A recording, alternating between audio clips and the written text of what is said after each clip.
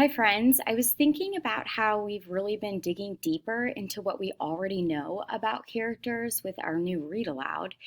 And I thought that since we're walking into this unit with a bit of strategies already around our character development tool belt, that maybe we could take a deeper look using something called signposts. You may or may not have heard your teacher talk about these, so I'm just going to briefly explain them, and then we will circle back to them as we continue with our reading this year. There are 6 of them that we can use, and we're going to focus on one of them today, so I'm going to end with that one. So we'll start down here. One signpost that authors will use is tough questions. This is that part when a character pauses to ask maybe himself or herself some really tough questions, and you're getting a glimpse of what's bothering that character the most. Plus, these questions can show you what the character is going to struggle with throughout the rest of the story. So oftentimes, if you see those tough questions, it's time for you to ask yourself, what does this make me wonder about? These questions she was asking herself make me think that can help provide a deeper understanding about your characters. Another one that we can talk about is memory moment. When an author includes a memory moment in a book, it will look like someone sharing a memory, and it's usually a memory that has something to do with what's happening at that exact moment. So it's like their memory of the past is helping explain what's happening to them right then. So the memory can certainly tell us about what's happening now and give some insight into what's maybe bothering a character or maybe motivating them, or kind of just help us understand more what's happening in the story, maybe being connected to the theme. So whenever you get to a moment where a character is having a memory moment, you want to ask yourself, why might this be important? Like you might say, this memory seems important because. Another signpost that can help us better understand a story is called Again and Again. This is exactly as it sounds. When you see repetition in a story, something that repeats over and over, you can bet that it's important. Sometimes, though, you might not know right away what it means. So, repetition can sometimes give us insight into the setting of a story or the characters, or maybe it's a symbol for the story. So, here, when you see something happening again and again, you can ask yourself why. Maybe start a sentence with, here I see, and here's the deal, third grade. You may not know the answer why it's showing up over and over, but it's already helpful for you to notice that there's some part of repetition to what you're reading. Another signpost that can help us understand our stories better is called an aha moment. So this is when a character realizes or finally understands something, and you definitely want to pause here because this realization means something. So it could be showing you something about a character development or the plot's taking a new direction. So you want to ask yourself, how is this going to change things? And you might start a sentence like this. Now that this character realizes this, I think that, and that can help you understand it better, as well as words of the wiser. So this is when a wise character, probably falling in the same category as an advisor for a secondary character, often older than the main character, they share his or her understanding or insight or advice on something. You want to stop and think about that because these insights or advice usually reveal something very important about the theme.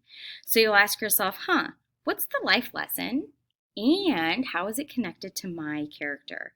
So you could say the important lesson offered here is, and last but not least, the one we're going to practice working with today, contrast and contradictions. So this is when an author has a character and all of a sudden that character acts in a way that contrasts or is different with how we would expect that character to act or with how we have seen that character acting previously.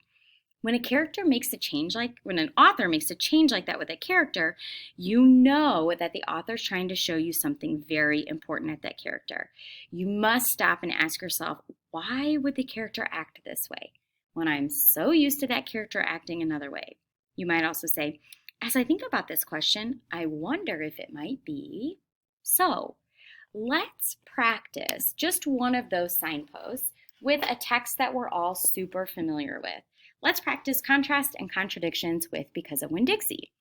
So I'm going to think about a time when a character did something unexpected to me, when a character acted in actually the opposite way that I would expect them to act. The first example I think about this has to be when Winn-Dixie comes into the church and chases the mouse around, and the preacher finally has the mouse. And at this point, I mean, the preacher is absolutely fuming. But instead of doing anything harmful to the mouse that caused all that ruckus during his Sunday sermon, the preacher advises with a smile that everyone pray for that mouse. So, when the character acts that way, the opposite contradicts, I'm going to ask myself why. I think that probably the author chose for preacher to act so differently than I anticipated because she is showing me that that preacher is starting to slowly creep out of his shell, maybe become a little more understanding and sensitive.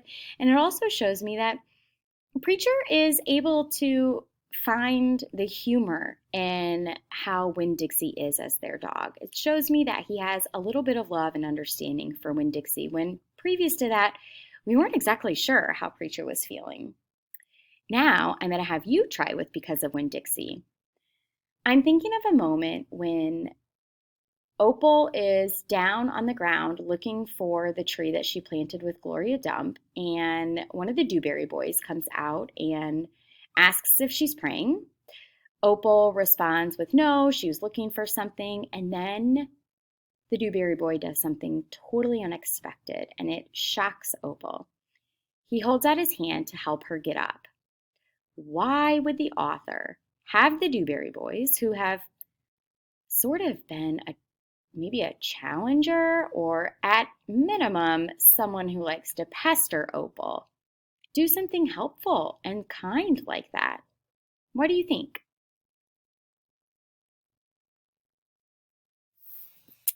All right, and last but not least, this one's going to be a little tougher because this is a new text for us. We don't know, we don't even know how the story ends like we did with Because of Winn-Dixie, and we certainly haven't been studying it for weeks on end like we did, but I have faith in you. I know you can try this approach with a new text. So I want to tell you how I'm used to Pellegrina acting at bedtime. And it was Pellegrina who came each night to tuck Abilene into her bed and Edward into his. Will you tell us the story, Pellegrina? Abilene asked her grandmother each night. Not tonight, lady, said Pellegrina. When? Asked Abilene. What night? Soon, said Pellegrina. Soon there will be a story. And then she turned off the light, and Edward and Abilene lay in the dark of the bedroom.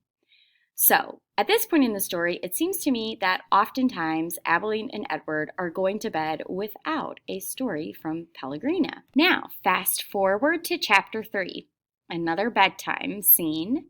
That night, when Abilene asked, as she did every night, if there would be a story, Pellegrina said, "Tonight, lady, there will be a story." Abilene sat up in bed. "I think that Edward needs to sit here with me," she said, "so that he can hear the story too." "I think that is best," said Pellegrina. "Yes, I think that the rabbit must hear the story." And then, as you know, she goes on to tell an interesting story about a beautiful princess who is lacking in loving anyone and pays some serious prices for her lack of love. Why is Pellegrina telling that story? What do you think she's doing that for when most nights she says, "Not tonight"?